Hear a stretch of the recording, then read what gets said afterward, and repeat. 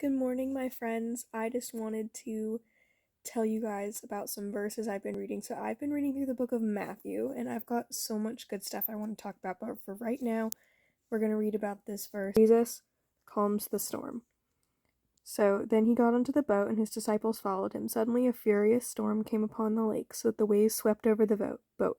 But Jesus was sleeping. The disciples went to him, saying, "Lord, save us, we're going to drown." He replied, "You have little faith, why are you so afraid?" Then he got up and rebuked the wind and waves, and it was completely calm. The men were amazed and asked, "What kind of a man is this? Even obey him." So I want to talk mostly about this part where the disciples were concerned that they were going to drown. At this point, they had already watched Jesus perform many miracles, and they knew about his power, but they still didn't trust him with this one. They thought he wasn't going to be able to save them because this was different than anything else they'd ever experienced.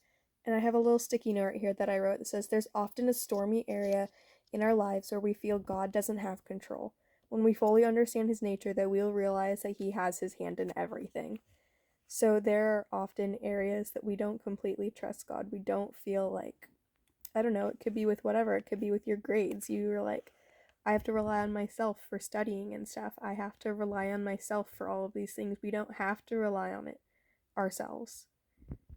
We can put all of it on God, and he will take care of it because he holds everything in his hands, and there is nothing that he is powerless over. There is nothing that he does not control. Every tiny aspect of your life, no matter how insignificant it might seem, he's got his hand on that.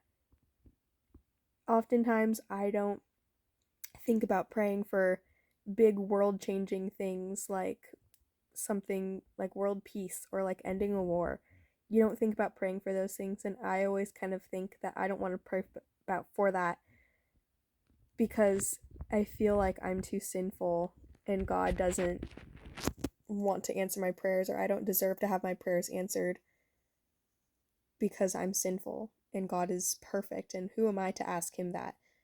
But I read this amazing quote that says, "We don't pray because of who we are, we pray because of who he is, because nothing is impossible for him, and he wants us to ask the big stuff. He wants us to pray those big prayers. He wants us to pray big even when we feel really small because of who he is and his incredible power." That's all I have for right now. I'm going to make another video, and it's going to be really good. So, thank you guys for watching.